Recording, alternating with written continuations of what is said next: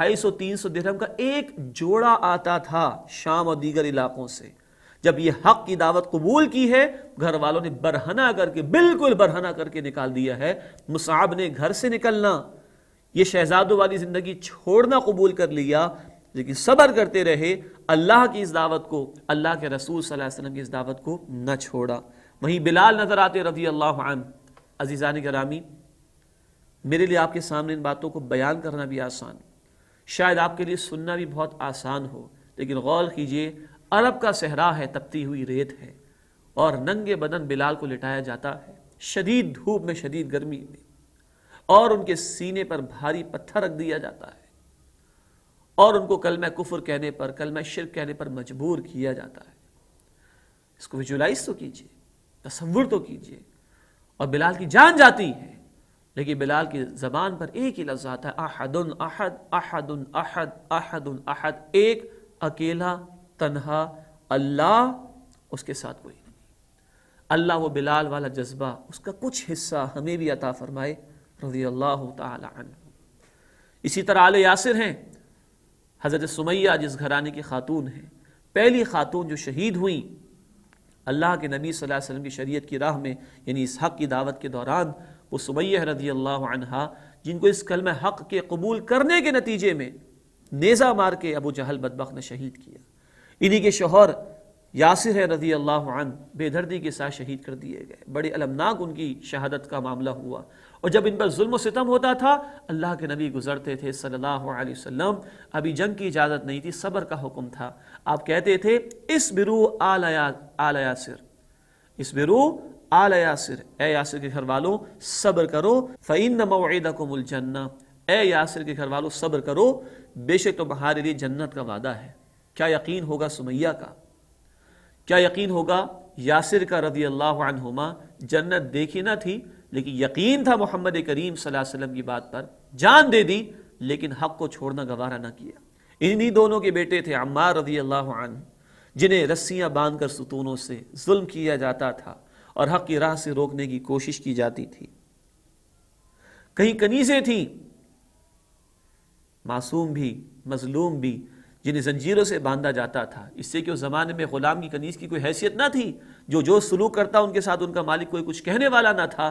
ان کنیزوں کو بھی یہ سزا دی جاتی تھی کہ انہوں نے کلمہ حق لا الہ الا اللہ محمد الرسول اللہ صلی اللہ علیہ وسلم کیوں قبول کر لیا ہے۔ پھر ابوبکر صدیق جیسے لوگ ہوا کرتے تھے جنہوں نے بلال کو بھی آزاد کیا، خرید کر، گویا کہ مال دے کر، اور جنہوں نے کنیزوں کو بھی آزاد کرایا، خریدنے سے مراد مال دیا ان کے مالکوں کو، اور بلال جیسے غلاموں کو اور کنیزوں کو آزاد کیا رضی اللہ عنہم اجمعین۔ وہیں خباب بھی ہمیں دکھائی دیتے ہیں رضی اللہ عنہ، خباب بن ارد، جن کو ننگے بدن دہکتے ہوئے انگاروں پر لٹایا گیا، اور انگارے اس قدر شدید ان کی حدت اور شدت ہوتی تھی کہ چربی پگھل جایا کرتی تھی۔ وہ چربی جب پڑتی تھی کوئلوں کے اوپر تب جا کے شاید وہ بجھتے ہوں گے، لیکن زبان سے کلمہ کفر نہ نکالا، جان دینے کو تیار ہے، حق چھوڑنے کو تیار نہیں۔ اللہ ان تمام صحابہ سے، اللہ ان تمام لوگوں سے راضی ہو جو محمد کریم صلی اللہ علیہ وسلم کے ساتھی تھے۔ عزیزان گرامی، یہ وہ اہل حق، اللہ کے رسول صلی اللہ علیہ وسلم اور ان کے صحابہ کہ اللہ کے دین کی راہ میں ان تمام تر مخالفتوں کے باوجود یہ لوگ ڈٹے رہے ہیں، اور حق کا دعویٰ انہوں نے کبھی ہاتھ سے نہ چھوڑا، اور انہوں نے کبھی بھی کلمہ کفر لانے کی زبان پر کوشش نہ کی۔ یہ وہ مشن تھا محمد صلی اللہ علیہ وسلم کا، قبول کرو حق کو اور ڈٹے رہو اس پر۔ یہی مکے کے 13 برس ہوا ہے، جو مصیبت آئے اسے برداشت کرو، لیکن اپنے آپ کو مضبوط رکھو، اس انقلابی جماعت کو مضبوط رکھو، اور اللہ کی جو یہ دعوت ہے انقلابی دعوت، اس کی اس انقلابی جد و جہد میں استقامت کے ساتھ آگے بڑھتے چلے جاؤ۔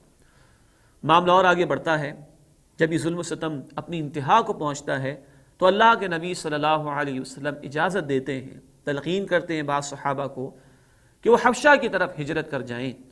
نجاشی کہتے ہیں حبشہ کے بادشاہ کو، اس وقت جو بادشاہ تھا، اللہ کے نبی نے کہا کہ بڑا درد رکھنے والا انسان ہے، عیسائی ہے، درد رکھنے والا، انصاف کرنے والا انسان ہے۔ چنانچہ اللہ کے نبی صلی اللہ علیہ وسلم کی اجازت سے اولاً 12 مرد اور 4 عورتیں ہجرت کر گئے۔ عثمان غنی رضی اللہ عنہ بھی تشریف لے گئے، وہ امیر تھے اس گروہ کے کہ جو ہجرت کر گیا حبشہ کی طرف۔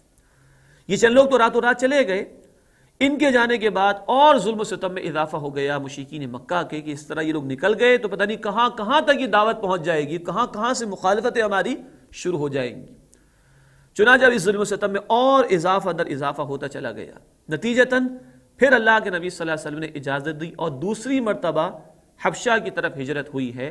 83 کے قریب مرد گئے ہیں اور 19 کے قریب عورتیں ہیں جو ہجرت کر کے حبشہ کی طرف چلے گئے، گھر بار کو چھوڑ کر گئے۔ گھر سے بڑھ کر، مال سے بڑھ کر، ایون اپنی جان سے بڑھ کر اللہ کی محبت ہے، سب کچھ چھوڑ کر چلے گئے ہیں۔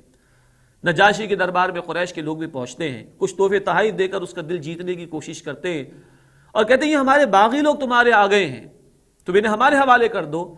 نجاشی کہتا ہے مسلمانوں تمہاری طرف سے کون ہے جو تمہاری ریپرزنٹیشن کرے، تمہاری نمائندگی کرے؟ جعفر رضی اللہ عنہ جو حضرت علی کے بھائی بھی ہیں کھڑے ہوتے ہیں اور بڑی خوبصورت تقریر کرتے ہیں جس کے چند جملے یہ ہیں: اے بادشاہ، ہم بتوں کو پوجتے تھے، ہم شرک کرتے تھے، ہم بچیوں کو زندہ دفن کرتے تھے، ہم شرابیں پیتے تھے، ہم یتیموں پر ظلم کرتے تھے، ہم مظلوموں کے اوپر ظلم کرتے تھے۔ اللہ نے ایک رسول کو بھیجا، وہ ہمیں ایک اللہ کی عبادت کا حکم دیتا ہے، وہ ہمیں نماز کا حکم دیتا ہے، وہ ہمیں انفاق کا حکم دیتا ہے، وہ ہمیں دیانت کا حکم دیتا ہے، وہ ہمیں مظلوموں کی داد رسی کا حکم دیتا ہے، وہ ہمیں یتیموں کے ساتھ اچھا سلوک کرنے کا حکم دیتا ہے۔ ہم نے اس کی بات مان لی۔ نجاشی کہتا ہے اچھا جو کلام وہ پیش کرتا ہے مجھے بھی سناؤ۔ بہت خوبصورت مقام انہوں نے سنایا، سورہ مریم کی ابتدائی آیات سنا دی جس میں عیسیٰ علیہ السلام کی حقیقت کا بیان بھی ہے، مریم سلام علیہا کی عظمت کا بیان بھی ہے۔ نجاشی کی آنکھوں سے آنسو جاری ہو گئے۔ نجاشی رحمۃ اللہ علیہ نے کہا کہ جیسے ہی تنکا میرے سامنے ہے، عیسیٰ علیہ السلام نہ اس سے زائد تھے نہ اس سے کم تھے، بالکل تم نے صحیح حقیقت بیان کی۔ اور جب مشرکین نے یہ دیکھا ہے تو وہ ناکام وہاں سے لوٹ کر واپس آ گئے ہیں۔ یہ ہجرت حبشہ جہاں تک ہمارا آج یہ بیان مکمل ہوا۔ لیکن ہجرت کیوں؟